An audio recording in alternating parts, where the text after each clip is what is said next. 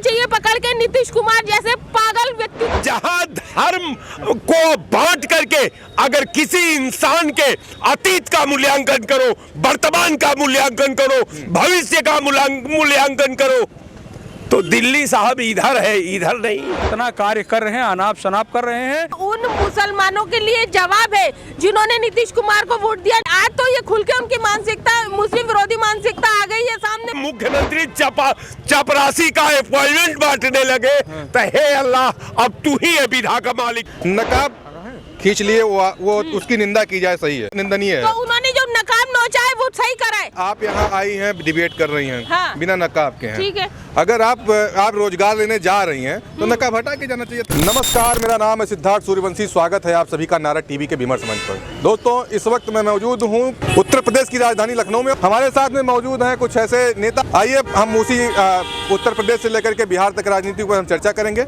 जिस तरीके से एक छोटा सा क्लिप वायरल होता है बिहार के मुख्यमंत्री नीतीश कुमार का, उसको लेकर कैसे देखते हैं? कहीं ना कहीं वो अपने पद की गरिमा जो है, गरिमा को धूमिल किए हैं। और रही बात, मोदी जी ने पहले ही कहा था कि जो 70 साल के ऊपर हो जाए उनको जो है इस बड़े बड़े पदों पर नहीं रहना चाहिए। जैसे जोशी जी, अडवाणी जी, ये सबको मतलब दरकिनार कर दिया। तो अब ये पता नहीं किस लालच में जो है योगी जी इनको, नीतीश जी को जो है मोदी जी पुनः जो है मुख्यमंत्री बनवा दिए।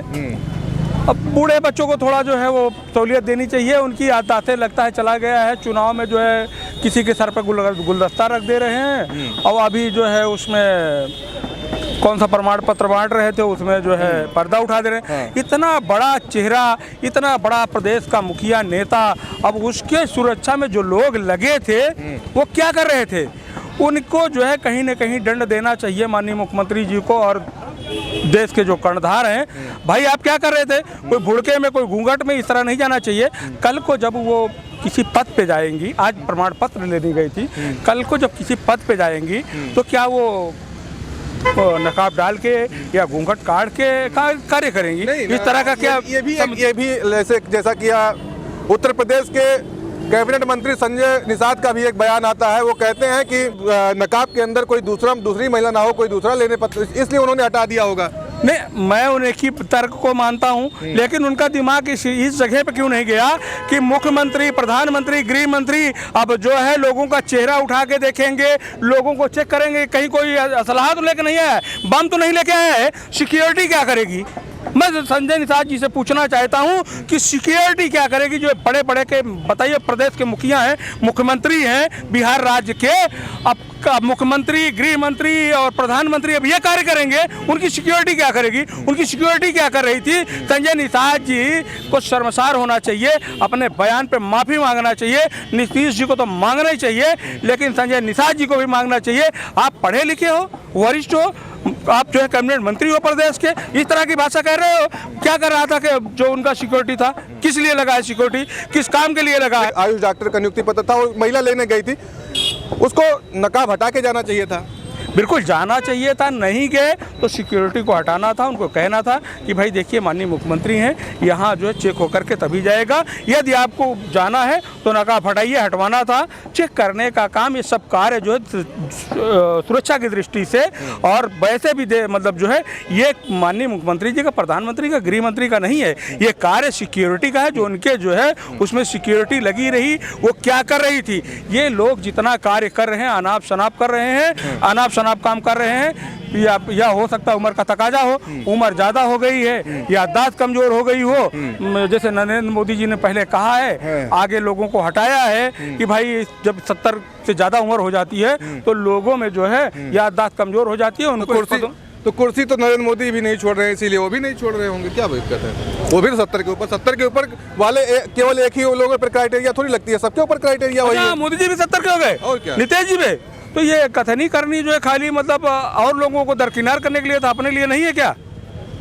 ये तो गलत बात है। ये तो मतलब वही हो गया कि अब क्या कहें, अब अगर कहेंगे तो बड़े लोग हैं, देश के हमारे कर्णधार हैं, हम नहीं दो मतलब वो शब्द जो है हम नहीं इस्तेमाल करेंगे, नहीं तो उनके हमारे में क्या अंतर रह जाएगा। लेकिन ये बात तो गलत हो गई ना, ये दो बातें हो गई ना।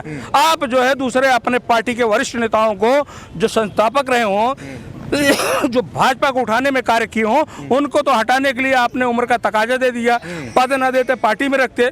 लेकिन आप क्या कर रहे हैं, नीतीश जी के लिए अलग है, आपके लिए अलग है, ये तो गलत है। ठीक है, मैं और अभी नकाब उठाना कितना सही है बताइए। स्वस्थ और आज़ाद भारत में नकाब को हटा देना, पर्दा को उठा देना, तो आप देखिए, हम 1 मिनट में अपनी बात खत्म करेंगे। बिल्कुल। कारण ये है कि आप समझिए कि परंपरा से खेलना, देखिए चोट चाहे आप पर लगे तब भी दर्द होगा, मेरे ऊपर लगे तब भी दर्द होगा। अगर आप इंसान हैं तो आप अपने मजहब का शपथ लेकर के बता दें कि वो जो हुआ वो जेन्युइन था, नहीं। जो हुआ वो संवैधानिक था, नहीं। जो हुआ वो देश की एकता के लिए अच्छा था, जो हुआ वो परंपरा को कायम रख सकता है। लेकिन नहीं, हम तो उसमें भी हिंदू मुसलमान के पलड़े पर तौलने लगते हैं। तो जहां धर्म को बांट करके अगर किसी इंसान के अतीत का मूल्यांकन करो, वर्तमान का मूल्यांकन करो, भविष्य का मूल्यांकन करो, तो दिल्ली साहब इधर है, इधर नहीं है। जाता है कि कहीं ना कहीं अगर मान लीजिए कोई उसकी जगह पे दूसरा कोई नियुक्ति पत्र लेने चला जाए। ये बताइए कि नियुक्ति पत्र वो बांटने वाले कौन है? नियुक्ति पत्र जब अपॉइंटमेंट अथॉरिटी आपका सेक्रेटरी है तो आप क्यों नियुक्ति पत्र बांटने अब तो सारी जगहों पे नियुक्ति पत्र बंट रहा है। केवल जहां भाजपा शासित प्रदेश के मुख्यमंत्री है वही तो नौकरी वही दे रहे हैं, तो बांट दिए, कौन सी बात। माने नौकरी तो इतना दे दिए कि हिंदुस्तान के कपार पर संभाले नहीं संभल रहा है। वो तो नौकरी ही थी ना। बिल्कुल, नौकरी देना। प्रधानमंत्री जब हाई स्कूल इंटर का रिजल्ट घोषित करने लगे, अगर मान लीजिए मुख्यमंत्री चपरासी का अपॉइंटमेंट बांटने लगे तो हे अल्लाह, अब तू ही है विधा का मालिक, तेरे हवाले है, डुबा दीजिए या बचा लीजिए। अब आदमी के बस का ये कुछ नहीं है, जो मैं समझ रहा हूँ। ठीक है, आप महिला हैं और जहाँ तक मुझे लग रहा है जिस लिबास में है आप भी मुस्लिम समाज से ही है। क्या कहेंगे जिस तरीके से नीतीश कुमार ने एक महिला का नकाब हटाया?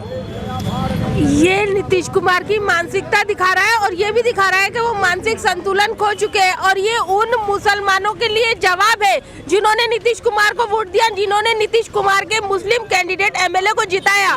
मैं कहती हूँ उन सबको इस्तीफा देना चाहिए और उन सबको शर्म से डूब मरना चाहिए कि उनकी एक बहन का नकाब खींचा गया स्टेज पर मुख्यमंत्री के द्वारा। किसी और ने करा होता तो बात अलग हो जाती, मुख्यमंत्री के द्वारा।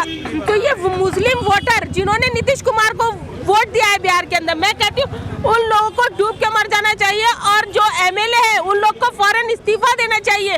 शर्म उनको आनी चाहिए, उनको देखना चाहिए कि कैसे व्यक्ति को उन्होंने वोट दिया है। आज तो ये खुल के उनकी मानसिकता, मुस्लिम विरोधी मानसिकता आ गई है सामने। वहाँ पे कहा जाता है नहीं नीतीश कुमार बहुत अच्छे हैं, सबका करते हैं करके जिता देते हैं उनके मुस्लिम कैंडिडेट को, जबकि किसी दूसरी पार्टी के कैंडिडेट को जिताना मुश्किल होता है। जैसे कि महाराष्ट्र में अजीत पवार है, उनके भी मुस्लिम कैंडिडेट नहीं जीत पाते हैं ज्यादातर, लेकिन इनके जीत गए। अब दिखा दिया उन्होंने अपना फेस असली वाला, बता दिया देखो मेरी भी यही मानसिकता है, मैं भी तुम्हारे बुर्के खींचूंगा, मैं तुम्हारी टोपियां खींचूंगा, मैं तुम्हारी दाढ़ी नोचूंगा। ये उन्होंने बता दिया इसकी पहली एक्टिविटी करके बता दिया। तो उनके एमएलए को उनको चप्पल से मारना चाहिए पकड़ के, और मुस्लिम जो महिलाएं हैं उनको भी चप्पल से मारना चाहिए पकड़ के। नीतीश कुमार जैसे पागल व्यक्ति को जो स्टेज के ऊपर इस तरीके की मुख्यमंत्री पद पे बैठे पागल बोलना एक असंवैधानिक हो जाता है। आप असंवैधानिक बोल रही हैं, संवैधानिक पद पे बैठा हुआ व्यक्ति इस तरीके से आप भाषा बोल रही नहीं सही है ना। देखिए, नकाब खींच लिए वो उसकी निंदा की जाए सही है, वो निंदनीय है। तो उन्होंने जो नकाब नोचा है वो सही करा है। मैं कह रही हूँ गुस्से में, मैंने क्या कहा? मैंने कहा निंदनीय है, मैंने तो कहा निंदनीय है, लेकिन आप कह रहे हैं कि उनको चप्पल से मारा जाए। तो ऐसे पागल व्यक्ति को कैसे ठीक किया जाए जो इस तरीके की स्टेज पे मुंह नोच रहा है, लोगों के नकाब नोच रहा है, उसका क्या किया जाए बताइए आप। अच्छा ये बता दीजिए, आप यहाँ आई हैं, डिबेट कर रही हैं, हाँ। बिना नकाब के हैं, ठीक है। अगर आप रोजगार लेने जा रही हैं तो नकाब हटा के जाना चाहिए था। नहीं, वो लगाती होगी। नहीं, जो लगाता है वो हर जगह लगाता है, जो नहीं लगाता है वो हर जगह नहीं लगाता है। मैं यहाँ नहीं लगाती हूँ तो मैं नहीं लगा के खड़ी हूँ, मैं नहीं लगाती हूँ। जो लगाता है तो जो करता है उसकी तो वो परमिशन है ना। जैसे और ये नकाब की बात आप कर रहे हैं तो पर्दा कोई मुस्लिम्स का ही थोड़ी है, मुस्लिम ही थोड़ी है।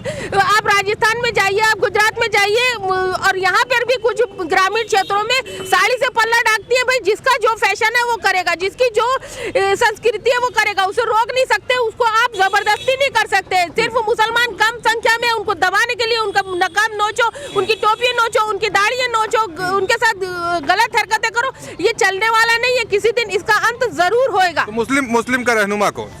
मुस्लिम का रहनुमा जो उनकी बात उठाएगा वही है। कौन है आपके समझ, आज की नजरिए से आप मुस्लिम समाज? अभी फिलहाल तो कोई भी नहीं है, हर कोई धोखा ही दे रहा है। कौन? अगर ओवैसी हैं और अखिलेश यादव हैं, उधर अगर बिहार की बात करेंगे तो वहाँ पे क्या नाम है, तेजस्वी यादव हैं। तेजस्वी यादव को कैसे कह कांग्रेस सकते हैं? पार्टी है, सभी लोग तो मुस्लिमों के रहनुमा हैं, रहनुमाई कर रहे हैं ना, कोशिश कर रहे हैं करने की, लेकिन सबने धोखा ही दिया है, धोखा ही दिया है। कोई भी नहीं है वैसा, फिर भी मुस्लिमों के मुद्दे उठाते हैं। यहाँ यूपी के अंदर देखा जाए तो चंद्रशेखर भी गाय बगाए खड़े रहते हैं, बोलते भी हैं, और सबसे ज्यादा खुल के यूपी के अंदर अगर कोई बोल रहा है तो वो चंद्रशेखर बोल रहे हैं। चंद्रशेखर बोल रहे हैं, मुस्लिमों के साथ खड़े, जरा भी नहीं डरते हैं। बरेली के अंदर कांड हुआ, सबसे पहले वो पहुंचने की कोशिश करी, और अलीगढ़ में जो मॉब लिंचिंग हुई थी वहाँ भी वो सबसे पहले पहुंचे। कोई भी बड़ा नेता राष्ट्रीय लेवल का नहीं पहुंचा, वो वहाँ पहुंचे, फिर कोशिश कर रहे हैं। अभी उनका भी ये है कि जब अगर वो पावर में आएंगे तो वो कैसा बिहेव करेंगे। मुस्लिम भी तो हमेशा वो करने लगता है, हमेशा दो नाव की सवारी करता है, कभी तो दो नाव की सवारी तो गड़बड़ हो ही जाती है ना। नहीं तो वो तो मुस्लिम तो सबका साथ देता ही चला है। मुस्लिमों ने बहन मायावती जी को मुख्यमंत्री बनाया, अब मुस्लिम जो है वो बनाने की प्लानिंग कर रहे हैं। जो पश्चिम यूपी का मुझे हाल दिख रहा है, चंद्रशेखर को प्लानिंग कर रहे हैं, तो मुस्लिम तो यही तो दिक्कत, यही तो समस्याएं हो गई हैं कि मुस्लिम भी सबको टेस्ट करने लग गया है ना, टेस्ट करने लग जा रहे हैं, और अपनों से उनको धोखा मिलता जा रहा है। जो भी उनके अपने नेता होते हैं, सबसे पहली बात है वो एक को नेता नहीं मानते, उनके हर जगह नेता है। कैराना की तरफ जाएंगी तो इकरा उनकी नेता है, जरा आगे बढ़ जाएंगे तो इमरान मसूद उनके नेता है, जरा आगे बढ़ जाएंगे तो मुहिबुल्लाह हो गए, प्लस यही मैं बोलने यही तो मैं कह रहा हूँ कि मुस्लिम सभी को टेस्ट कर रहा है बारी बारी। मुस्लिम सब पे भरोसा कर लेता है, बाद में उसको धोखा मिल जाता है। अरे वही तो कह रहा हूँ कि वो मीठा ढूंढने में लगा कि सबसे ज्यादा मीठा कौन है, लेकिन उसको मीठा मिल नहीं रहा है। किसी दिन मिल जाएगा, कोई ना कोई अपना लीडर बड़ा मिल जाएगा, मान लेंगे। आपके नजरिए से अभी आपने चंद्रशेखर का कल चंद्रशेखर भी ऐसे तरीके से धोखा देंगे, मुस्लिम समाज से तो है नहीं, वो तो दलित समाज से आते हैं। तो ये तो भाईचारा तो हमारे देश की पहचान है, दलित मुस्लिम तो सबसे बड़ा कॉम्बिनेशन है यहाँ का, यूपी का खास तौर से।